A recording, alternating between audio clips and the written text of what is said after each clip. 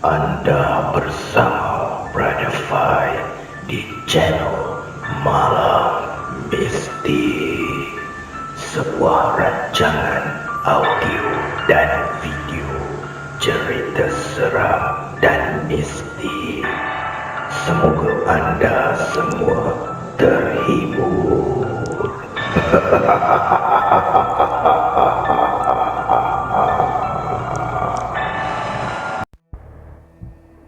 Apa kabar para pendengar Malam Mistik? Pada malam ini, Brother Fai akan kongsikan kepada anda kisah yang datangnya daripada novelis Iskandar Zulfakar. Kisah bertajuk Ditumpangi Pocong.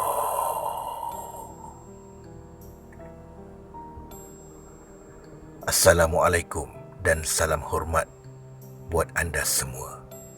Semoga semuanya sihat di samping keluarga tercinta.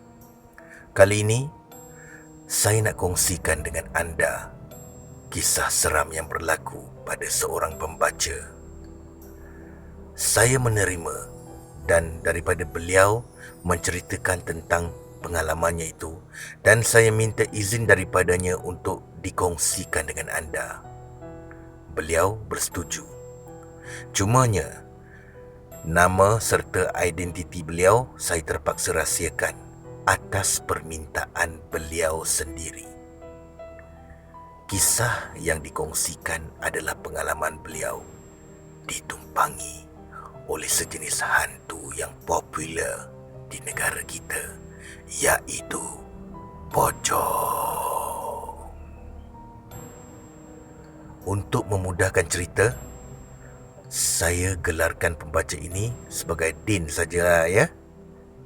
Bukan nama sebenar beliau. Din memberitahu kejadian ini berlaku pada hujung tahun lepas. Ketika itu, dia sedang dalam perjalanan pulang dari kerja. Kebetulan pula pada hari tersebut, si Din ni buat kerja overtime. Maka pada pukul 11 malam, barulah habis waktu kerjanya. Dalam perjalanan pulang, Din singgah di sebuah warung untuk minum. Tujuannya adalah untuk menyegarkan diri setelah letih kerja seharian. Jarak rumah dengan kilang juga agak jauh, maka dia perlu kekal segar untuk memandu dengan selamat. Ketika di warung tu, Din perasan ada sekumpulan remaja yang sedang melepak di warung itu sedang memerhati pelik ke arahnya. Mereka yang pada awalnya rancak bersimbang, tiba-tiba saja diam apabila nampak Din masuk ke kedai itu.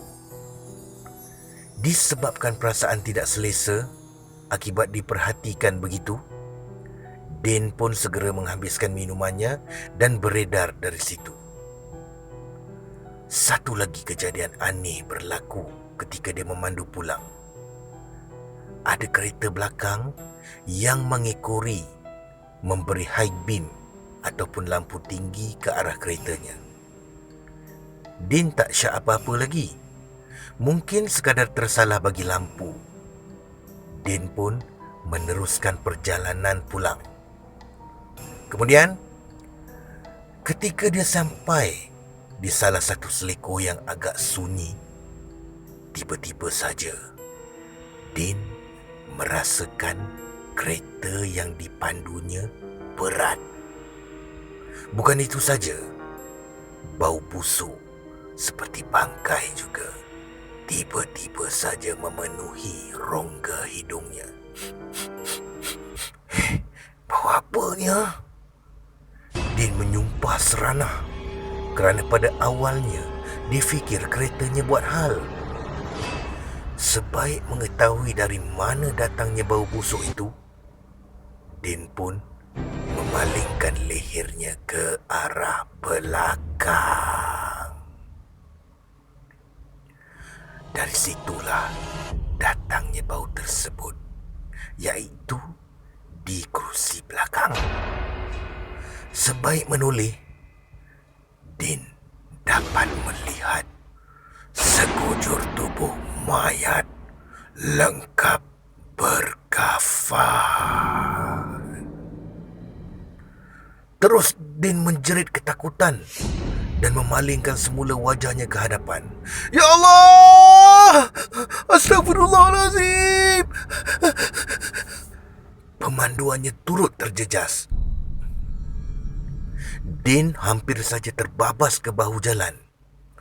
Mujur sempat dia tekan brek dengan pantas untuk memberhentikan keretanya. Din memejamkan mata dan dengan segera mulutnya terkumat kamit membaca ayat-ayat suci Al-Quran yang dia ingat. Auzubillahi minasyaitonirrajim.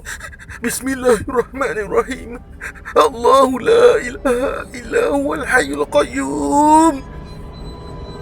Mujurlah, tidak lama selepas itu, Din memiliki keberanian untuk lihat ke belakang sekali lagi.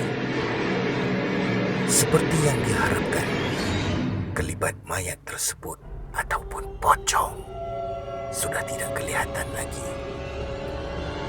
Apalagi, Din memecut laju keretanya sehingga sampai ke rumah. Sebaik tiba di rumah, Din membersihkan diri dan terus masuk tidur. Din merahsiakan kejadian itu dari pengetahuan ahli keluarganya yang lain.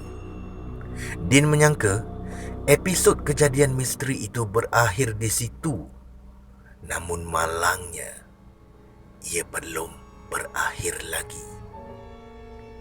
Tengah malam itu, ibunya pula kerasukan. Semalaman tidak tidur, asyik meracau dan menangis tak tentu pasal.